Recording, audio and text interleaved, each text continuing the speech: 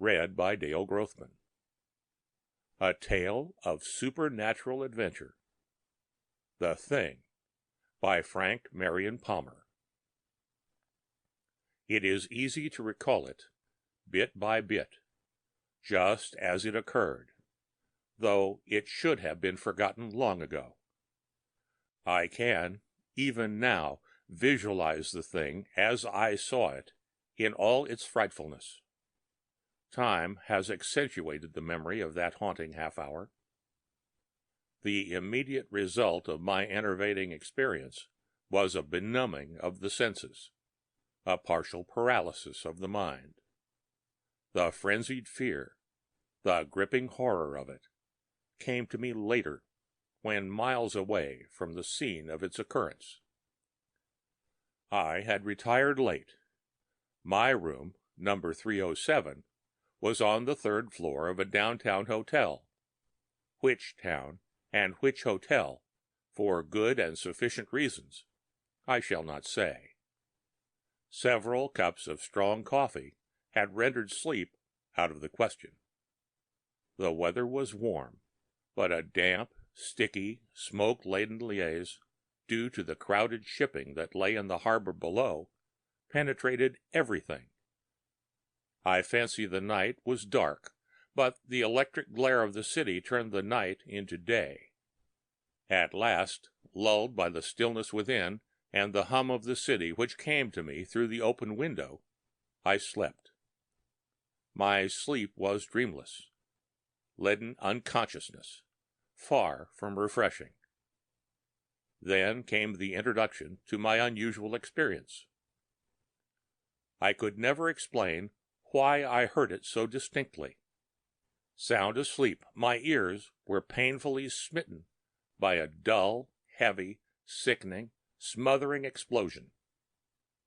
I was awake and alert in an instant, trying to account for it. Light of day was palling the electric glare, and the objects were plainly visible within the room.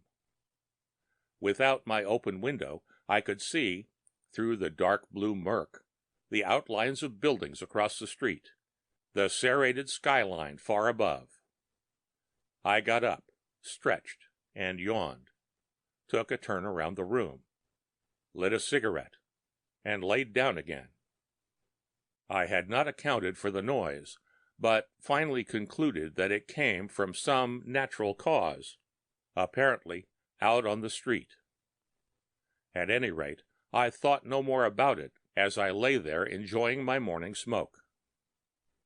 I was about to doze again when the room was suddenly filled, saturated with the vilest smell of burned powder I have ever encountered. It was absolutely sickening, and seemed mingled with the smell of burning human flesh. The stench that hangs over a battlefield the morning after a carnage.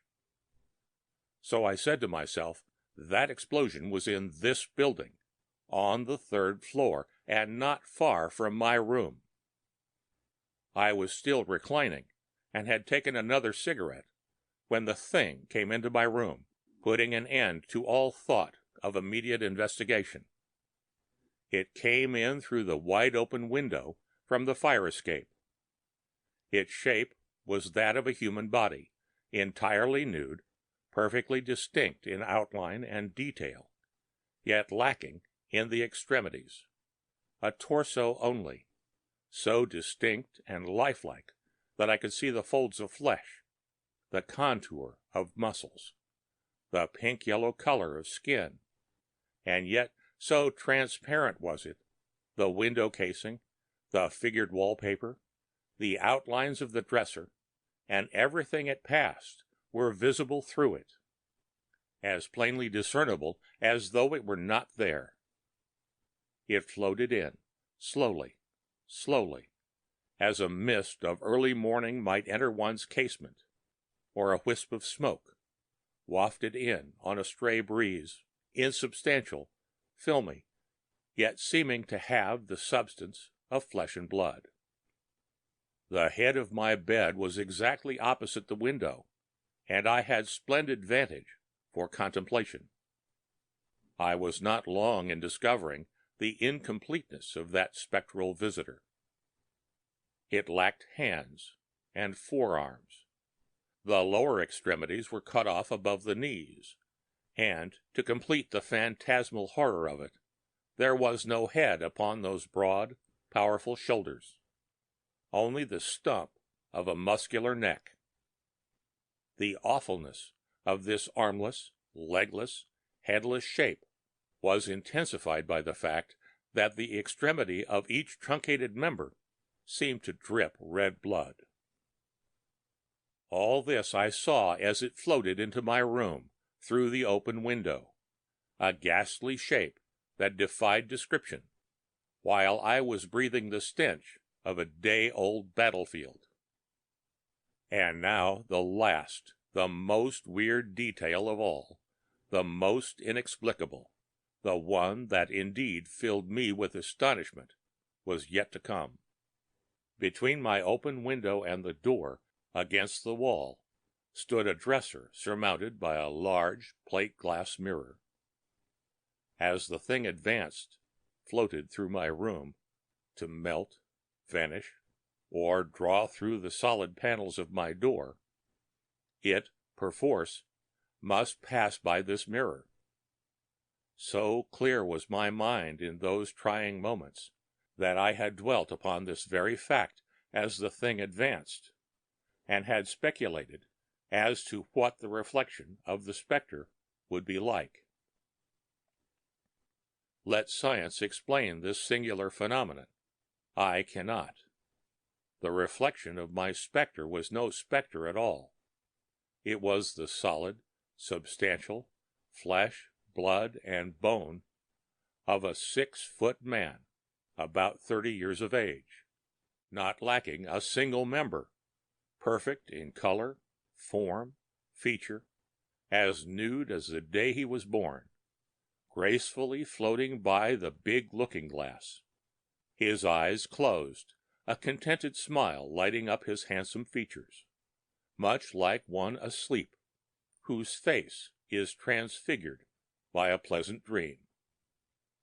And then, just as the figure was floating free of the glass, as the bevel on the edge of the plate began to distort the otherwise perfect lineaments, the head was turned by some odd movement of the body.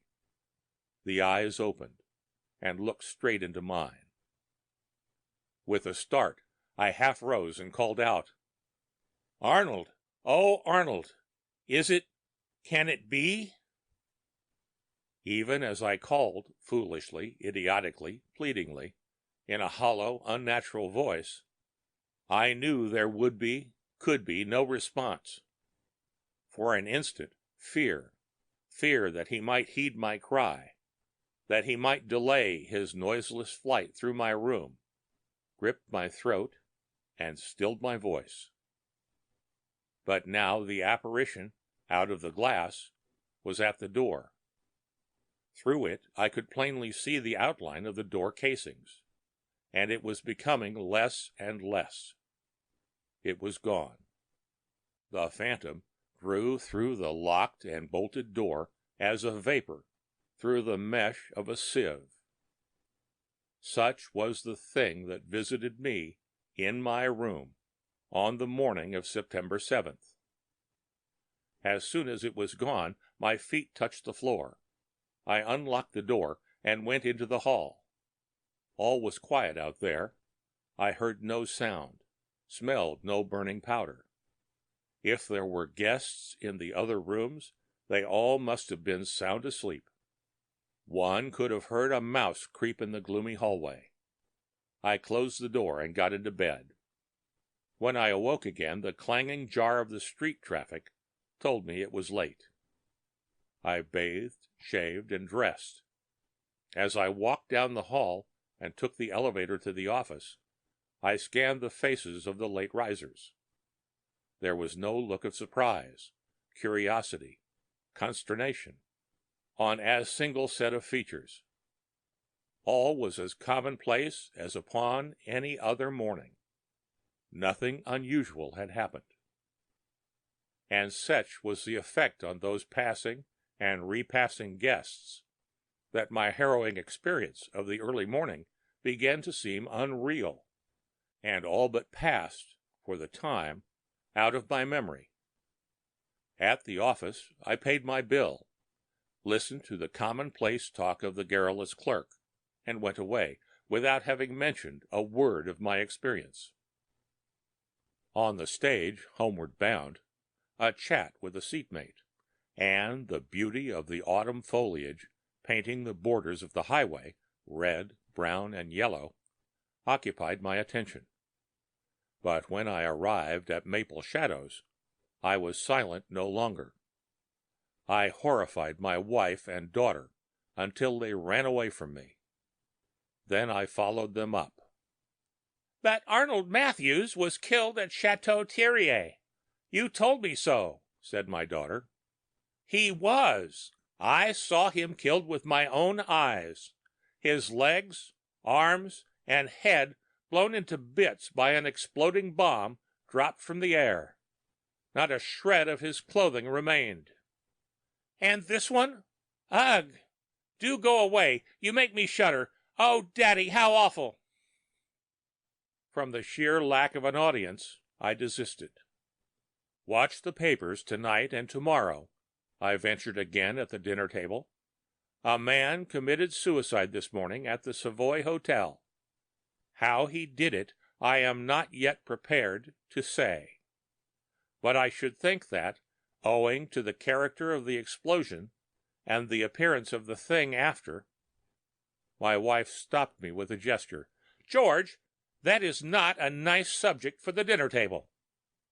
"Well," I reiterated, unwilling to be squelched so suddenly, "he killed himself, just the same, in a room across the hall from mine. You'll see. Watch the papers." And this is what we read in the evening paper: "Suicide at the Savoy Hotel. Arnold Matthews, a guest at the Savoy Hotel occupying room 308, committed suicide last night or early this morning. About the middle of the afternoon, when it was found that the man would not respond to repeated knocking and that the door was locked from the inside, the room was broken into. A gruesome sight met the eyes of the landlord, clerks, and officers of the law. On the bed, in a sitting position, braced against the footboard, and swathed in all the blankets the room contained, was found the dead body of Matthews. Thorough examination of the mutilated body, together with bits of evidence found on the bed and elsewhere in the room, led those present to believe that the deceased had attached a piece of fuse to a large dynamite cap, placed the cap in his mouth, raised his feet and legs from the floor, then, covering himself completely with blankets, sheets, pillows, and his own clothing, the man was entirely naked, lighted the fuse, and deliberately folded his arms, calmly awaiting the end. The bed, floor, walls, and ceiling were bespattered with blood. The body was a ghastly sight.